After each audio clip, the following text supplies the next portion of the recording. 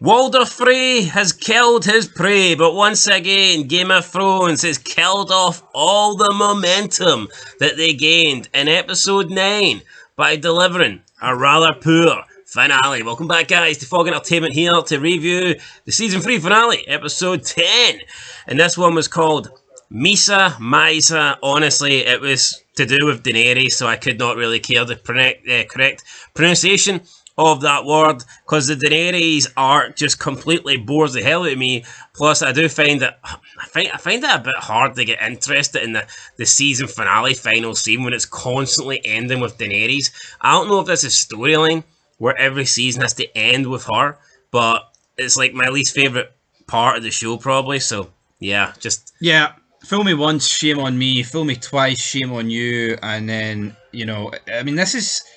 I can accept maybe 2 seasons, but it's like, see, by the time she actually rocks up, I'm going to be like, who cares? Yeah, you can make a very good case that episode 9 is the best episode of the first 3 seasons. I'm not saying this. I think it's definitely the best episode in season 2. I think it's definitely the best episode in season 3. I'd say there's a few episodes in season 1 I preferred over 9, but 9 got the highest rating on Internet Movie Database. So look, you can make a case, but for me, all three season finales so far have flopped. Totally agree. And I don't even think they've flopped for a finale sort of level. I just don't think they've been anything good at all. I look at the 3 season finales, and yeah, they haven't been in my top. None of the season finales have been in my top 3 episodes for the season. So, like, I think the show's obviously got better characters than House of the Dragon, but they feel very similar, don't they? Do you not think so? In the sense of where, like, there's just not a lot going on. I think in terms of the story, it's like 1 mile an hour, then it goes 100 miles an hour, then this episode is back to 0 miles an hour, man. It's just like, what are we even doing here? Like, Walder Frey, see when we first met the guy in season 1, he felt insignificant. He felt like a jobber. He really, really did. And then, like, I mean, I guess he came out the woodworks last episode with the big reveal that he's a part of this master plan here, but I don't know, like, the Walder Frey's the guy that brought the Stark army to its fucking knees, and we see them here at the start of the episode. Well, he done it with help. He had the Boltons on his side, he had the Lannisters on his side. I know, you say he had the Boltons and he had the Lannisters, but it was all Frey men that did the blood work here. Well, I mean, I don't know about that. It appeared to be all Frey men apart from Roose Bolton. Maybe there was a few Boltons in there, but I don't think there was any Lannisters. No, probably not any Lannisters, but I think the Lannisters gave Walder Frey, their word that they were going to be on his side, and I believe Roose Bolton had a few of his men there, so I doubt he would travel alone. So he's going to have some of his soldiers present. But yeah, we get the aftermath of the Red Wedding. Basically, anyone who was left in terms of the Stark army, they've been killed off. They were just killed, slaughtered. Sandor Clegane attempts to try and get away on a horse after we see Robb Stark's corpse getting taken out of the wedding area. He just comes out of the Twin Towers, or is that what they're called? The Twins? The Twins. And we just see Robb Stark coming out, and the Freys are chanting King of the North, and Robb Stark comes out with his decapitated head. But they've replaced it. They've, like, not sewn, but I believe they've, like, I don't know, like with wood or something like that. They've attached his dire wolf's head onto his body. So Robb Stark is being paraded around with an actual wolf head.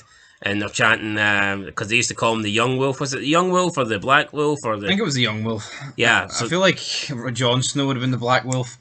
But, yeah, or the Grey Wolf, something like that. Anyway, they're parading him around. So, and you know what? That's pretty barbaric, isn't it?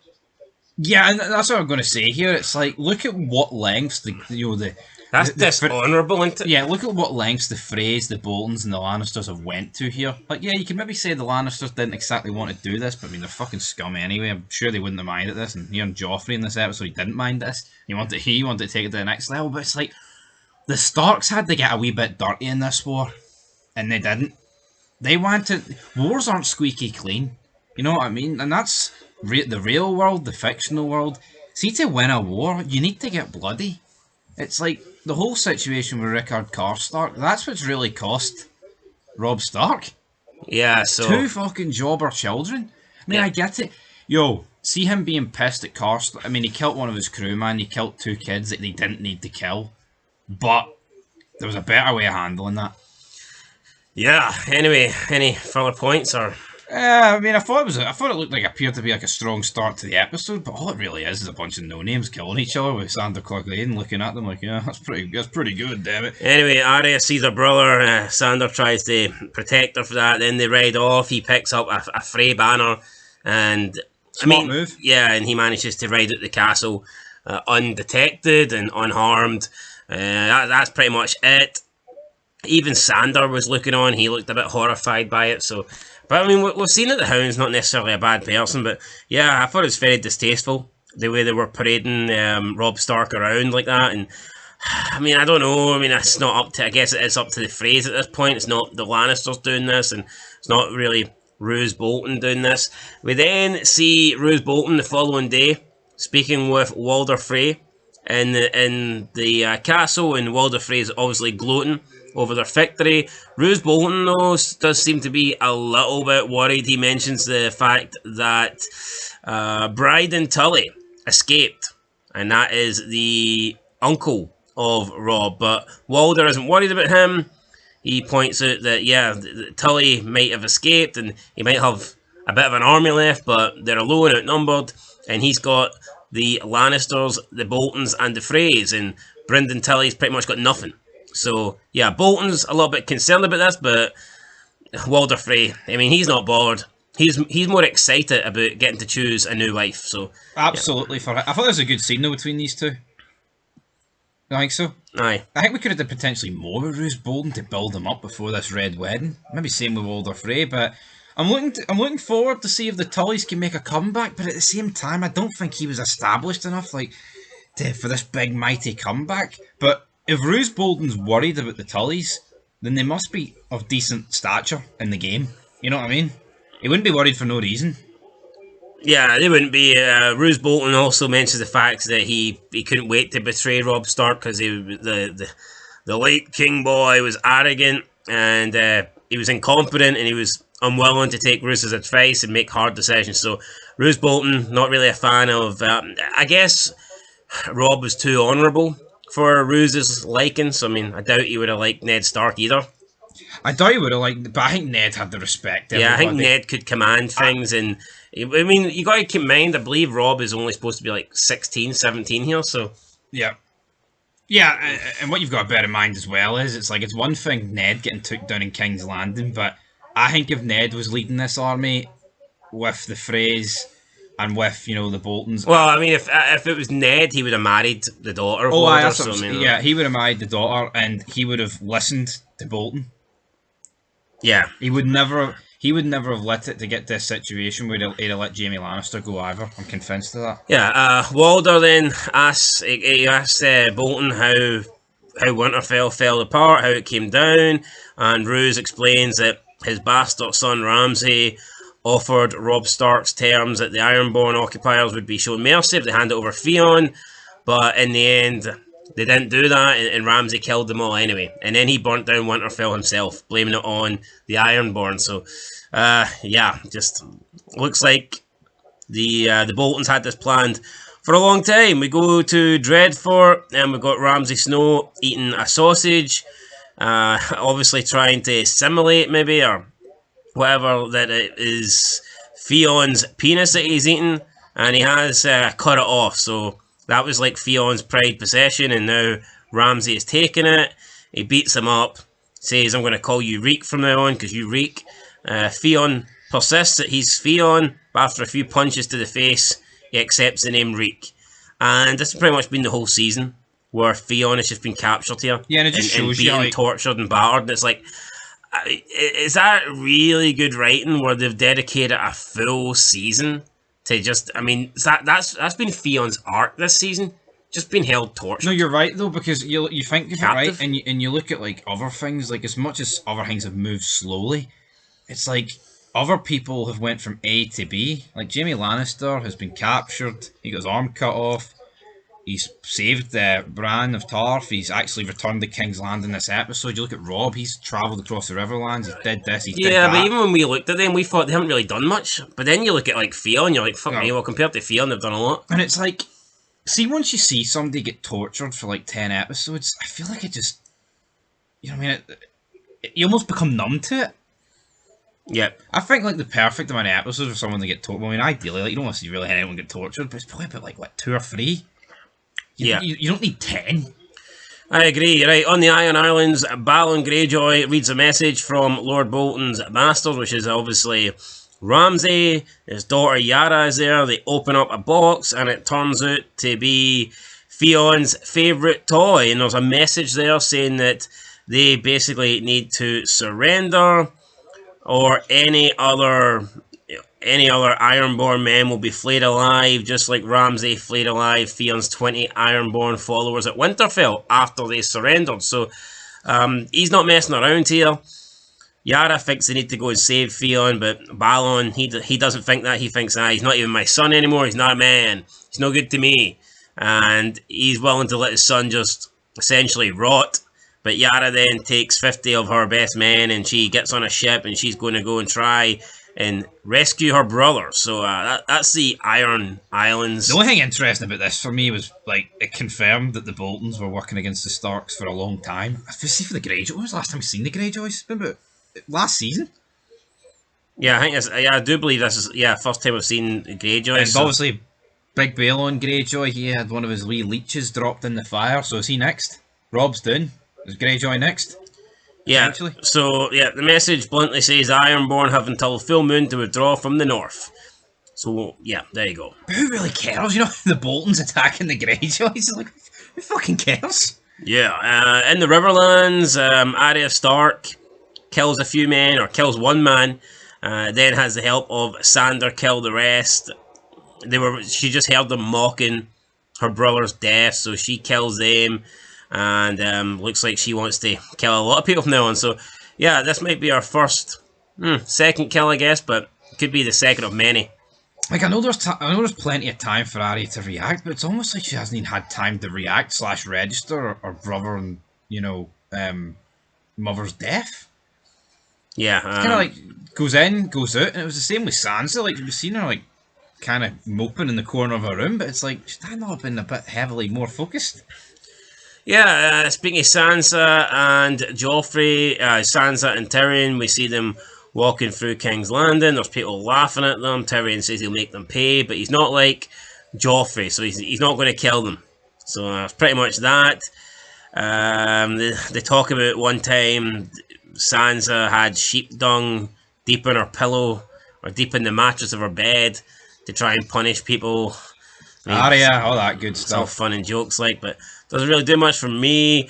Then we get a message. Tyrion reads the message for Lord Frey. Joffrey excitedly explains that means that Robb and Catelyn are both dead. Tyrion is visibly, I think a little bit upset, because obviously he is going to marry the sister of Robb, and I don't think Tyrion really wants anybody to die, but Joffrey doesn't care. He says he's going to serve Robb's head to Sansa at their wedding feast, but Tyrion's like, you're not going to do that, and he says, that's my wife, basically. She's not yours to torture anymore, but Joffrey thinks that everybody is his to torture on this, in the Seven Kingdoms, and he says that Tyrion is a monster, and he'd do well to remember that. And then Tyrion says, well, if I'm a monster, you should be careful, because kings are dying like flies. And everybody on the council gets, like, visibly upset about this, saying that Tyrion should apologise to Joffrey immediately. It's unacceptable to speak to a king like this, even though they were happy to sit back and talk and just, like, do nothing while Joffrey said he was going to serve Robb Stark's head to Tyrion's new wife. But see, I think it's got to look more past the part that Tyrion's a midget, right? Say Tyrion ain't a midget and he didn't kill his mother in birth, and he was a normal Lannister, and he was having to marry Sansa Stark here. Is Tywin really going to let this slide here? I mean, I don't know. Would Joffrey speak to Jaime like this? But see, I think that's what we've missed out on. Jaime's never been around Joffrey. Really? Good for him. No, good for him, but I mean, it is his son at the end of the day. No, we can't speak about that, brother. But it's just like, it's a joke that Joffrey can get on like this. I get it, he's the king, but we've seen like in season 2 that like Tyrion was slapping him about. But I guess Joffrey's getting older and it's maybe a wee bit different now. Are you sure that wasn't season 1? He was slamming him a bit. No, he definitely slapped him last season. I'm not convinced. I think that was season 1. No, I think it was season 2 when he was refusing to go out and he fucking slapped him. Then Tyrion ran out the gates because Joffrey ran away to the hide in the quarters. Well, I remember him slapping him about in season 1 as well. So whatever. Then Joffrey, upset about this, demands that he can do whatever he wants. I'm the king. He is the king. And then Tywin just butts in and he says, anyone who has to say he is the king is no true king. And then there's just like this awkward silence in the room. Yep. And then you've because like Joffrey is the king, but everyone kind of knows that Tywin is who's really in charge. So they're not gonna. No one's gonna turn around and say to Tywin, "That is unacceptable. You should apologize to the king." You know, no. Everyone's just like kind of standing there awkwardly. Joffrey can't really believe it. Tywin suggests that maybe Joffrey should go to bed, and then Joffrey talks about his father was the real king. He's the one that won the real war, while his cowardly, grandfather hid in Casterly Rock. And Tywin did not like that at all. And he's like, as Tyrion later said, you sent the king to bed without his supper. And that's exactly what Tywin did. And Joffrey just accepts it, though. Yeah, it was very good. Like, it was a very good scene, but it's like, what the fuck's even going on in King's Landing here? Oh, at least he was brave enough to point out here, you were a shitebag while my father won the real war. Oh, no, absolutely. At least Joffrey did actually say this. What father is he talking about? The one that stormed King's Landing or the one that stabbed the Mad King in the back? Yeah, I mean, I guess both did more than Tywin. What did Tywin do? Tywin's all, he was at Casterly Rock. Oh, no, Joffrey was, he was right, wasn't he? So, Pycelle gives his grandson some sedatives to make sure he goes to sleep. And basically we just get more scenes with Tywin and Tyrion. Everyone else leaves and those two talk. Tywin says that killing tens, thousands of soldiers in battle is more nobler. He asked Tyrion, is killing tens of thousands of soldiers in battle more nobler than killing a dozen guests at a wedding? So Tyrion not happy about how they have won the war. Tywin tries to argue, though, that they've saved more lives, but I mean, let's be honest, Tywin doesn't care about saving more lives. He just wants whatever is going to guarantee him to win more. And what was the easiest solution, and I think they came to it? Yeah, it's not. Tywin didn't do this to prevent thousands of people dying on the battlefield. Yeah, I mean, as Tyrion says, like, he's not happy that those two are dead, the two Starks. And see, to be honest, like, I mean, they could have very easily have wiped out the Stark men, but kept, Robb and his mother alive. Yeah. Tywin again, he's talking about family, and he says that Tyrion needs to step up and basically impregnate Sansa, do it for the family, do it for the Lannisters. Then Tyrion wants to know, when has Tywin ever put their family first? And I mean, he's put the family name first in terms of his pride and his reputation, but when has he ever put family first? To which Tywin responds, the day you were born, I wanted to kill you, I wanted to drown you in the sea, but I didn't. I spared your life because you are a Lannister. And then Tyrion's got no real answer for this. So he goes to his chambers, he calls for Sansa, who he can obviously see at this time has been informed that her family is now dead. And they believe that Ariel's dead as well. So, I mean, at this point, and she also thinks that Rickon and Bran are dead. So, I mean, at this point, Sansa thinks that her whole family's all dead. the shite ones are left, really, anyway, that she doesn't even know about. So, yeah, but when you find it, they're alive, it's not going to do much. Yeah, I mean, so who would be the best person alive? Who's the, in terms of family, who's Sansa at this point? Who does she think she has left? There's no one, really. Because Winterfell's Benji Stark, that's probably it. But no, it's Jon? No, it's crazy. It's like, she didn't like. I always thought with this show we were going to get like the Starks reuniting, and it's like, now what fucking state's that family going to reunite in? And then he finds unless there's some more like half castes or But- half bloods like John. I thought this was the best scene of the episode. Yeah, no, definitely. I enjoyed it. You've also got Ferry saying to Shay, you need to leave. She's like, no, I'm not leaving unless he tells me to. He's man enough to do it. But then Jaime Lannister arrives. Get your country ass out of here, fella. And then he goes up the stairs, through the door. Hello, Cersei. And then it's like, you don't even get the scene of them reuniting. It's just her looking at him. I would have liked to have seen that. full year. You need to wait to see Cersei's reaction Like, to Jaime what being about back. Tywin? I want to see Tywin's reaction to Jaime losing his hand. I want to see more details. I want to see Jaime say, right, you know what? But then, you have to wait a full year for him to say, right, they want the Stark girls back. What happens now? Robb and Thingy are dead. So what does... I mean, that deal's at the window. But is Jaime Lannister going to be a man? But who do they go to? What do you mean? Who do they go to? Well, the whole deal was that the Stark children, Arya and Sansa, went back to their mother and Robb, but they're both dead, so who do they go to now? Even if we can get the deal through.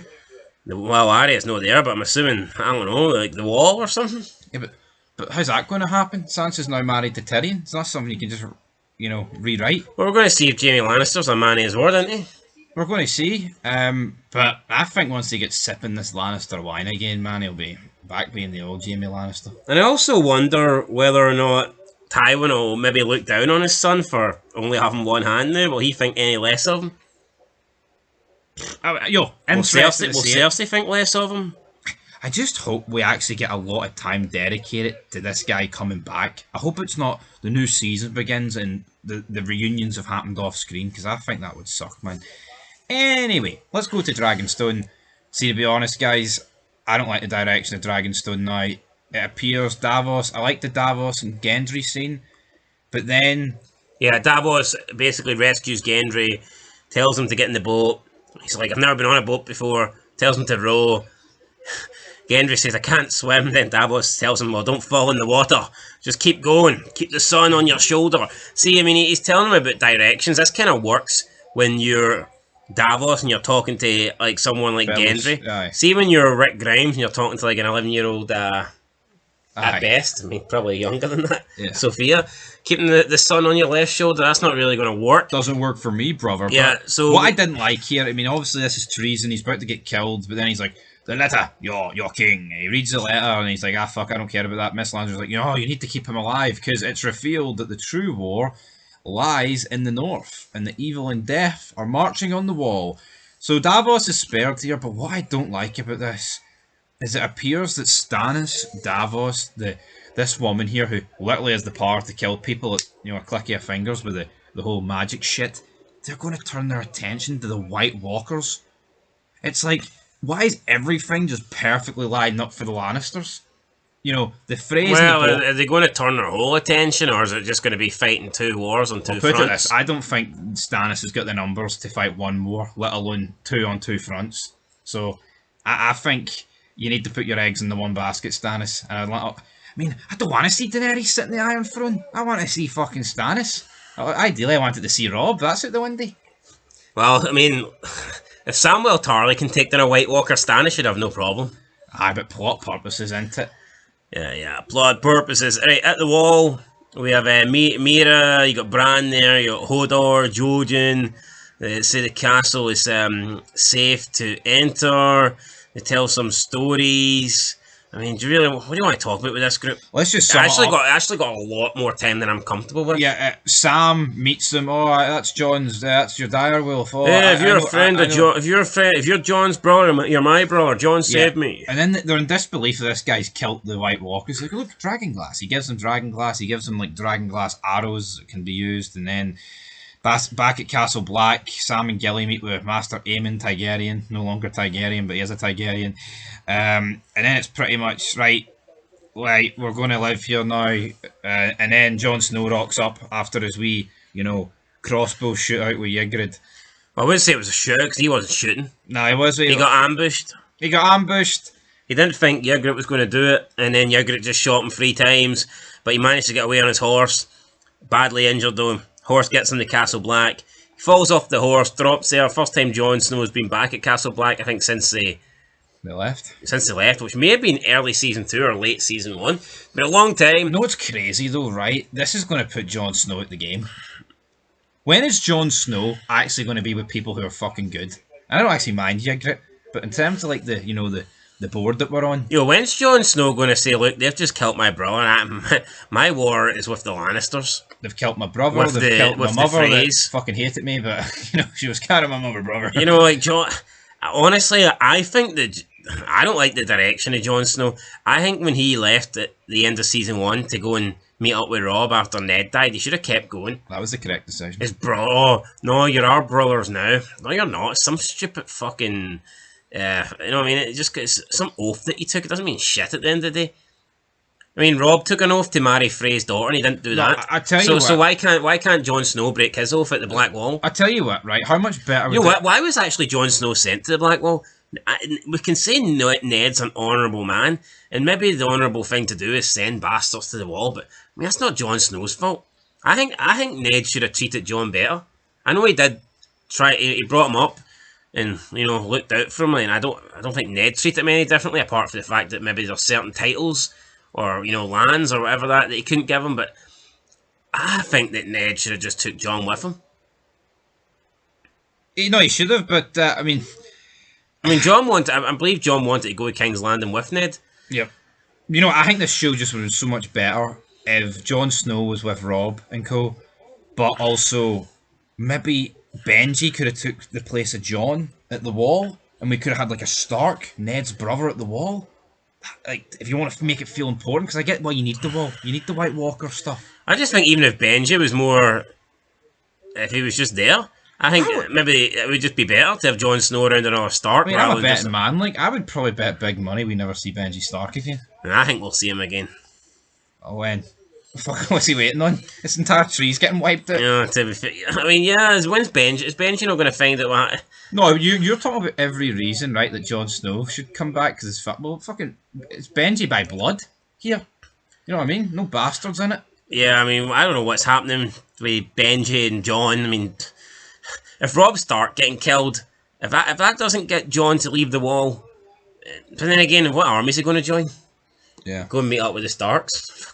They're not dead. Right. I guess he could meet up with the Tullys, but that's not the half of the family that he was born into. So it's like, how do the Tullys even feel about Jon? Yeah. My problem is, though, we go to young Kai, Daenerys Targaryen, all she does is ride around, man, and free slaves. And you know what? It's not like King's Landing is like, the biggest, single-handedly, like the biggest running slave trade in the world. Yeah, you know what? See this whole goddess complex where, I good, I save, I help, I free. I think it's boring. It's the worst thing going for me. I actually think this is worse than like the Samwell stuff and the Bran Stark stuff.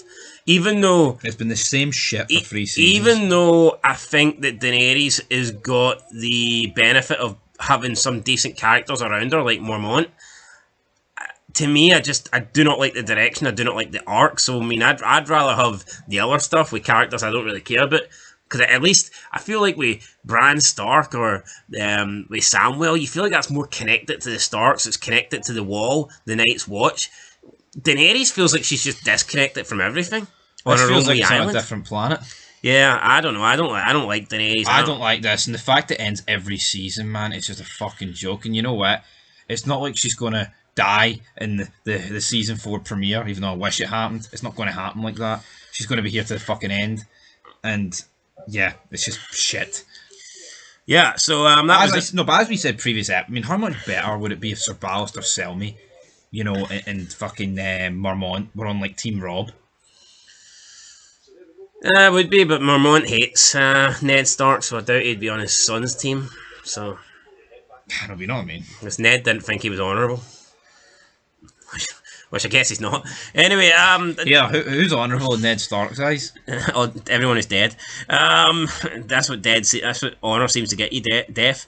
In terms of deaths, this episode though, the Wikipedia page is claiming only 2 people died. And Frey soldier, there were one. two Frey soldiers. Yeah, I mean, at least 4 died in my eyes. So, and I think they were Frey soldiers. Anyway, Yeah, but the entirety of the Stark army get wiped out, so there has to be more than one fucking death now. yeah, I'm pretty sure Stark armies were still getting killed in this episode. So, it is what it is. It's just a shit way for the Starks to go out. I'm not happy with it. It's almost derailed the season for me. Yeah, I mean, you start the episode with the Starks, and then the Lannisters, and then after that, downhill. No, but look at the premise of this show. It began with us following the Starks, and then what we left with. I mean, let's be honest. I know a few spoilers ahead, right? But I just don't really see how the Starks are ever going to get the comeuppance that they truly do deserve. All I've heard is how Game of Thrones gets better. I just don't think it'll be. I think season 1 it peaked. See, when you look at TV shows, right, and you know something that happens early in season 1, you need the comeuppance to happen sooner rather than later. You can't be waiting 6-7 seasons, man, for the comeuppance to happen. Yeah. Anyway, you know what I mean, that's what it is. Rating time. What are you giving it? I'll give it a 5 out of 10, man. I think it's a straight down the middle, 5 out of 10. I mean, there's some good scenes, but for the most part, it's a fucking finale, man. I'm expecting big stuff. I didn't get it. I think that's harsh, man. I'm going to get 7. I liked it, but I didn't think it was. Is it the best finale? Might be. I think it's definitely better than season 2. Season 1 was pretty poor as well, though. You know, I'll give it a 7. You're going to 5. That's a 6 out of 10. I tell you what, though, are they ever going to like beat the trend of like episode 9's poor, but maybe 10 will be good? I mean, who knows? We'll see, though. But that's definitely 3 seasons in a row where episode 9 has been far superior to the finale. So I know for a fact season 8 has only got 6 episodes, so maybe it has to go out the window. Does that mean episode 5 is going to be better than 6? Potentially. Anyway, that's it, guys. 6.5, 6 out of 10. Till next time, peace.